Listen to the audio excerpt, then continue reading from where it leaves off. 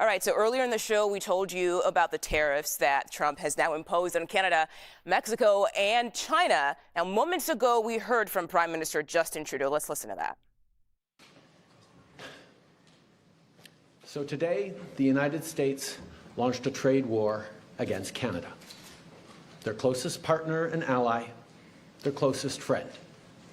At the same time, they're talking about working positively with Russia, appeasing Vladimir Putin, a lying, murderous dictator. Make that make sense. Canadians are reasonable, and we are polite, but we will not back down from a fight. Not when our country and the well-being of everyone in it is at stake. At the moment, the U.S. tariffs came into effect in the early hours of this morning, and so did the Canadian response. Canada will be implementing 25% tariffs against $155 billion worth of American goods, starting with tariffs on $30 billion worth of goods immediately, and tariffs on the remaining $125 billion of American products in 21 days' time.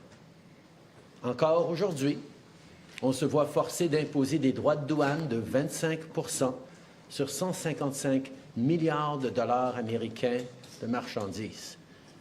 30 milliards de marchandises américaines, excusez-moi. 30 milliards de dollars de façon immédiate et dans 21 jours, 125 milliards de dollars de marchandises de plus. Today, we will also be challenging these illegal actions by filing dispute resolution claims at the World Trade Organization and through the USMCA. But in the meantime, our tariffs will remain in place until the U.S. tariffs are withdrawn, and not a moment sooner. And should these tariffs not cease, we are in active and ongoing discussions with provinces and territories to pursue several non-tariff measures. Measures which will demonstrate that there are no winners in a trade war. Now, just like I did a month ago, I want to speak first directly to the American people. We don't want this. We want to work with you as a friend and ally. And we don't want to see you hurt either. But your government has chosen to do this to you. As of this morning, markets are down, and inflation is set to rise dramatically all across your country. Your government has chosen to put American jobs at risk, at the thousands of workplaces that succeed because of materials from Canada or because of consumers in Canada, or both. They've chosen to raise costs for American consumers on everyday essential items like groceries and gas, on major purchases like cars and homes, and everything in between.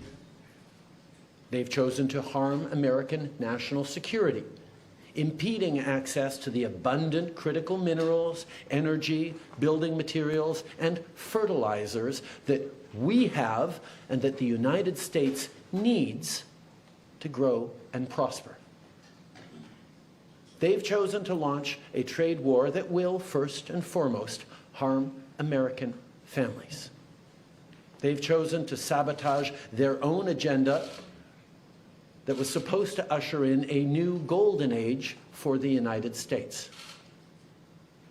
And they've chosen to undermine the incredible work we've done together to tackle the scourge that is fentanyl, a drug that must be wiped from the face of the earth. So on that point, let me be crystal clear. There is absolutely no justification or need whatsoever for these tariffs today. Now, the legal pretext your government is using to bring in these tariffs is that Canada is apparently unwilling to help in the fight against illegal fentanyl. Well, that is totally false. Let's look at the facts. Our border is already safe and secure. Far less than 1% of fentanyl flows and less than 1% of illegal crossings into the United States comes from Canada. But we acted because we know we can always do better. We responded to concerns, including from the President, by implementing an ambitious $1.3 billion border plan. A border plan that includes generational investments in new AI and imaging tools to stop the flow of fentanyl in its tracks, stronger coordination and information sharing with American agencies, along with the deployment of drones, helicopters, and additional personnel to keep our border secure. Now, a month ago, as part of an agreement with the United States that paused the tariffs, we made further commitments. We appointed Kevin Brasseau as our fentanyl czar, a man who dedicated his multi-decade career in law enforcement to combating organized crime networks and drug trafficking. We designated 7 drug cartels, sick, evil groups who cynically profit off the pain and suffering of people on both sides of the border, as the terrorist organizations that they are. And just yesterday, we launched a new joint operations partnership supported by a $200 million investment between Canada's security and law enforcement agencies, a partnership that will enhance the coordination of information and intelligence in order to thwart criminal gangs involved in the illegal fentanyl trade.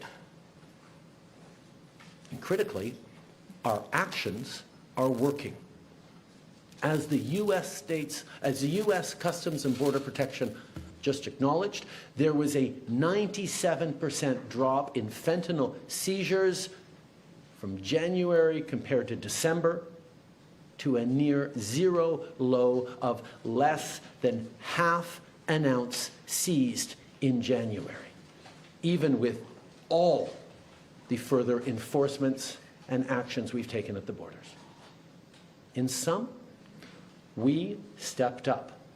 We engaged closely and constructively with the President and his administration.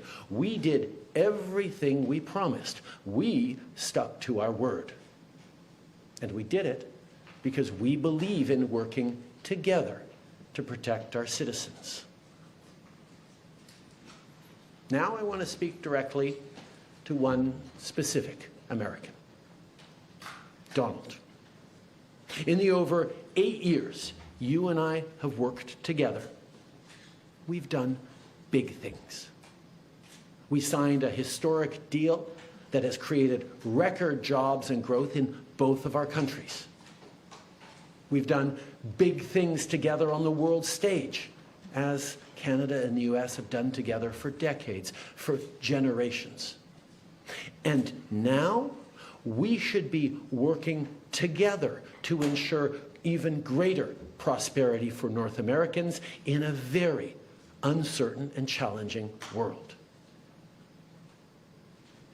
Now, it's not in my habit to agree with the Wall Street Journal, but Donald, they point out that even though you're a very smart guy, this is a very dumb thing to do.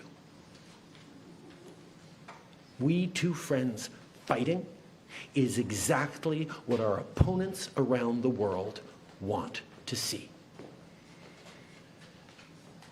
And now, to my fellow Canadians, I won't sugarcoat it. This is going to be tough, even though we're all going to pull together, because that's what we do. We will use every tool at our disposal so Canadian workers and businesses can weather this storm. From expanding EI benefits and making them more flexible to providing direct supports to businesses, we will be there as needed to help. But Canada, make no mistake, no matter how long this lasts, no matter what the cost, the federal government and other orders of government will be there for you. We will defend Canadian jobs. We will take measures to prevent predatory behavior that threatens Canadian companies because of the impacts of this trade war, leaving them open to takeovers. We will relentlessly fight to protect our economy We will stand up for Canadians every single second of every single day because this country is worth fighting for.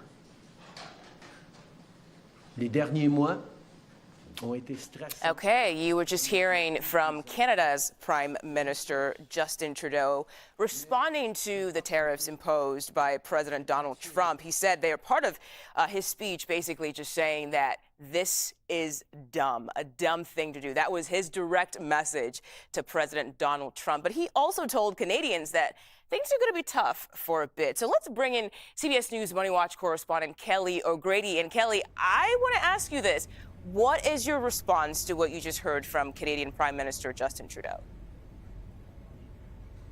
So I look at this in terms of two ways, Mugo. I mean, free trade, Canada, Mexico, these are two of our biggest trading partners. And we have built so many of our various supply chains, whether it is the automotive industry or the energy industry, to have free trade going across those borders. So from one perspective, this is tough, and both sides are going to feel the pain because they're so interconnected and reliant on each other. And I think it also does send a message when there are trade agreements in place, like the USMCA, that is the US-Mexico-Canada agreement that was done during President Trump's first term, that, well, you can go back on your word. And so there is one half of me that looks at it this way.